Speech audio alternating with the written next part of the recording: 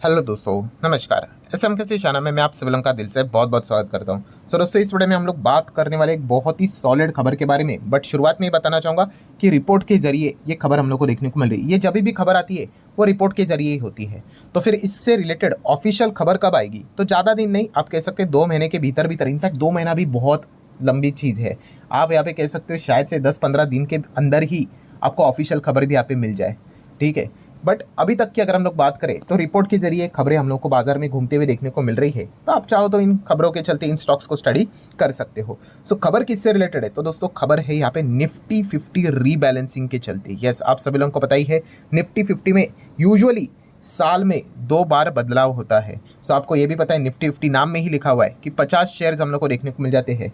और इस 50 शेयर में हम लोग को क्या होते हुए देखने को मिल जाता है? बदलाव होते हुए देखने को मिल जाता है कि कोई तो इन होगा और कोई तो आउट हो जाएगा। एंड बहुत ही सिंपल सा गणित है भाई, जो इन होगा वो यहाँ पे खुश रहेगा, जो आउट होगा वो यहाँ पे दुखी होगा। और इसके पीछे का लॉजिक क्या है? Obviously cash inflow, cash outflow.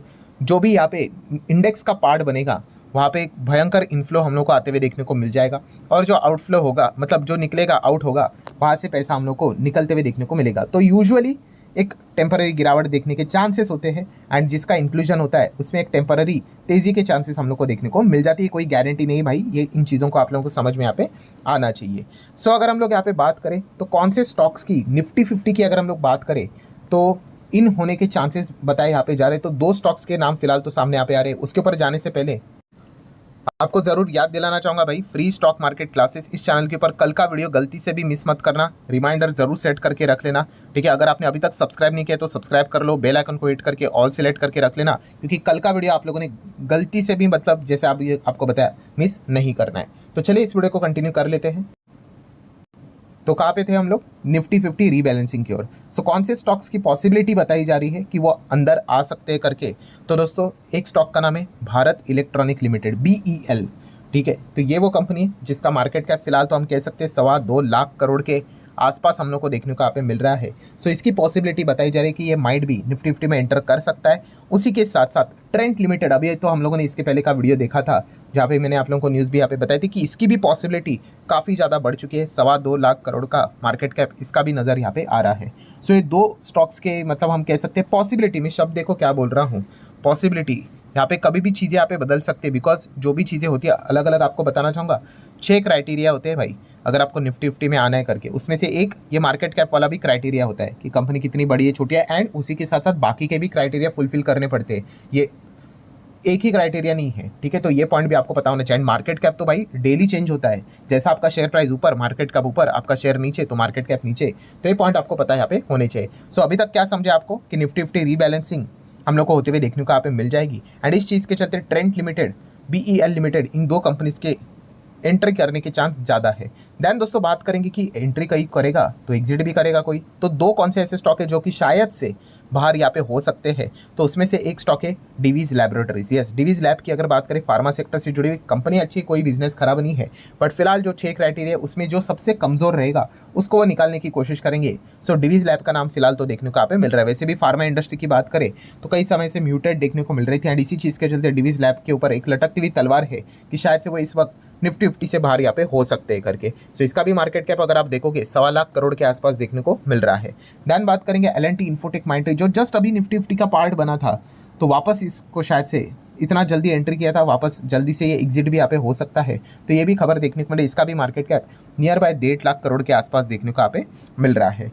सो फिलहाल ये 2 स्टॉक्स के नाम सामने आते हुए देखने को मिले जो माइट भी एग्जिट यहाँ पे कर सकते करके। तो इसलिए आप देख सकते हो, ट्रेंट लिमिटेड की बात करें एंड BEL की अगर हम लोग बात करें तो फिलहाल बताया जा रहा है कि शायद से अभी जो नेक्स्ट शफलिंग देखने को यहाँ पे मिल जाएगी यहाँ पे निफ्टी में सितंबर के हिसाब से।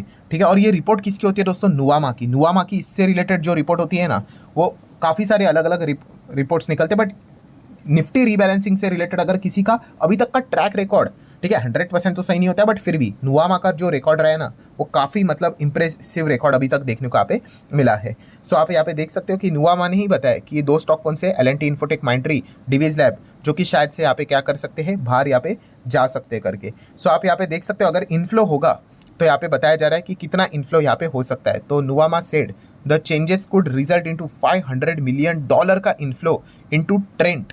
ठीक है, किसमें? ट्रेंट में। मैं वापस यहाँ पे सर्कल कर लेता हूँ, $500 मिलियन का इन्फ्लो ट्रेंड में हो सकता है। एंड BL में कितना, नियर बाय $450 का, ऑब्वियसली मिलियंस की यहाँ पे बात हो रही है, वो लिखा नहीं उन्होंने, इतना इन्फ्लो वो एक्सपेक्ट कर रहे हैं। और एग्जिट कौन ले सकता है यहाँ पे, L&T इन्फोटेक माइंडट्री, तो इससे $210 मिलियन आउटफ्लो यहाँ पे पैसा निकाला जा सकता है।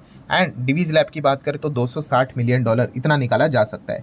अमाउंट ऊपर नीचे हो सकती है, बट जैसे कहा कि शेयर के नाम भी अभी तक फिक्स नहीं है, बट करंट स्टेटस के हिसाब से नुवामा की रिपोर्ट ये बात बताती है कि इन दोनों की यहाँ पे एंट्री पॉसिबिलिटी ज़्यादा देखने को मिल रही है, और L&T इन्फोटेक माइंडट्री और डिवीज माइट भी यहाँ पे एग्जिट ले सकते हैं करके। अब ये सारी कहानी सुनने के बाद काफ़ी लोग यहाँ पे बोलेंगे कि सर आप टॉपिक क्या बता रहे हो। पहले तो आपने वीडियो में टाइटल में लिखा है कि Zomato and Jio financial services का नाम लिखा है, सेबी का नाम लिखा हुआ है, आप यहाँ पे ट्रेंड, BEL, नुवामा, देन उसके बाद Divi's lab, L&T infotech Mindtree. तो रुको ज़रा, सब्र करो, यहाँ पे जो भी पॉइंट मैं आपको बता रहा हूँ परफेक्ट बता रहा हूँ। सो जैसे कि आपको यहाँ पे अभी तक बताया कि रीबैलेंसिंग की बात हो रही है, कौन से 2 एंट्री हो सकती है, कौन से 2 एग्जिट हो सकती है। सो जियो फाइनेंस एंड जोमेटो का नाम यहाँ पे मैंने क्यों बताया, तो उसके पीछे का रीज़न है दोस्तों सेबी। देखिए सेबी के कुछ नियम यहाँ पे होते हैं, ठीक है। एंड इस चीज़ के चलते दोस्तों यहाँ पे शायद से एक अगर नियम में अगर थोड़ा बदलाव अगर हुआ तो शायद से Zomato and Jio financial services की एंट्री भी यहाँ पे निफ्टी 50 में हो सकती है करके। मतलब ट्रेंड एंड BEL की बात करें, इनके चांसेस तो है ही कि सबसे ज़्यादा, पर यहाँ पे एक बट लगा हुआ है, ठीक है। एंड अगर उस बट के हिसाब से बात करें, अगर वैसी चीज़ हुई तो Zomato and Jio financial services in दोनों के पहले यहाँ पे निफ्टी 50 में ऐड यहाँ पे हो सकते हैं। मतलब आप बोल रहे हो कि एग्जैक्टली क्या बोलने की कोशिश कर रहे हो, तो फिर प्रॉब्लम क्या है। तो प्रॉब्लम जैसे आपको बताया ना, 6 क्राइटेरिया होते हैं निफ्टी 50 में आने के चलते, ठीक है। और इन 6 क्राइटेरिया में से देखा गया ट्रेंड एंड BEL, ये 6 के 6 क्राइटेरिया फुलफिल कर रहे हैं। इनफैक्ट इनसे भी और कई गुना स्टॉक आपको मिल जाएंगे जो कि 6 के 6 क्राइटेरिया फुलफिल कर रहे हैं, बट इनसे कई गुना ज़्यादा पावरफुल और अच्छी तरीके से बेटर वे में अगर कोई क्राइटेरिया फुलफिल कर रहा है तो वो है Zomato and Jio financial services. But यहाँ पे प्रॉब्लम क्या हो रहा है, प्रॉब्लम ये है कि 6 में से ये 5 ही क्राइटेरिया फुलफिल कर रहे हैं। छठवां जो क्राइटेरिया है वो यहाँ पे वो फुलफिल नहीं कर पा रहे, और वो 6th क्राइटेरिया किससे रिलेटेड है, फ्यूचर एंड ऑप्शन से रिलेटेड। मतलब डेरिवेटिव मार्केट में आप देख सकते हैं जोमेटो एंड अभी तक जियो फाइनेंशियल सर्विसेज इनकी एंट्री नहीं हुई है।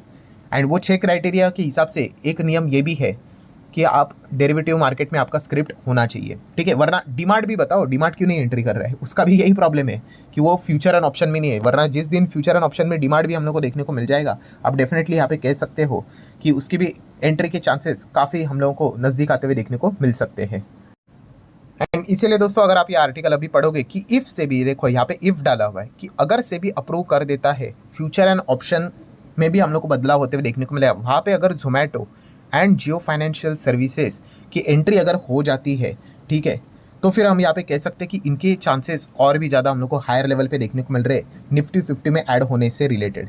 तो प्रॉब्लम क्या है, तो दोस्तों प्रॉब्लम ये है कि टाइमलाइन मतलब देखिए NSE अनाउंस करेगा क्या कि यहाँ पे निफ्टी से रिलेटेड, रीबैलेंसिंग से रिलेटेड, तो उसके पहले ये होना चाहिए, ठीक है। आप देख सकते हो कि सेबी ने ये FNO से रिलेटेड जो बदलाव है बिफोर NSE के अनाउंसमेंट के पहले यहाँ पे करना चाहिए, आफ्टर करके कोई फायदा नहीं, ठीक है। मतलब अगर मैं आपके यहाँ पे टाइमलाइन दिखा दूँ, ये है टाइमलाइन, ठीक है, और यहाँ पे है NSE फैसला लेगा कि भाई हम लोग यहाँ पे निफ्टी का रीबैलेंसिंग का अनाउंसमेंट करेंगे। इसके पहले अगर सेबी यहाँ पे डिसीजन लेता है FNO में बदलाव से रिलेटेड, एंड वहाँ पे भी जोमेटो, जियो फाइनेंस अगर FNO में अगर ऐड किए जाते हैं, तो फिर NSE अपना यहाँ पे फैसला सुनाते वक्त जोमेटो एंड जियो फाइनेंस भी उस लिस्ट में हम लोग को शामिल होते हुए देखने को मिल जाएगा। उसके बाद होगा नहीं होगा वो बात की बात है। तो इसीलिए पूरा खेल इफ बट का हम लोग को देखने को यहाँ पे मिल रहा है। एंड इनफैक्ट बहुत सारे लोगों का ये भी कहना है कि ट्रेंड के तो चांसेस है ही, तो क्या पता जोमेटो, जियो और ट्रेंड तीन इंक्लूजन भी पॉसिबल यहाँ पे हो सकते हैं करके। एंड अगर ऐसा हुआ तो L&T इन्फोटेक माइंडट्री, डिवीज तो यहाँ पे निकलेंगे, उसी के साथ साथ BPCL भी बाहर निकल सकता है। तो ये सारा खेल हम लोग को इफ बट का ही देखने को मिल रहा है। तो ये सारी चीज़ें हम लोग को अभी तक क्या क्या हो रही थी वो मैंने आपके सामने रख दिया। और जैसे कहा कि ये सेबी के हाथ में है, ठीक है, कि सेबी यहाँ पे चेंजेस करेगा, पहले तो कब करेगा।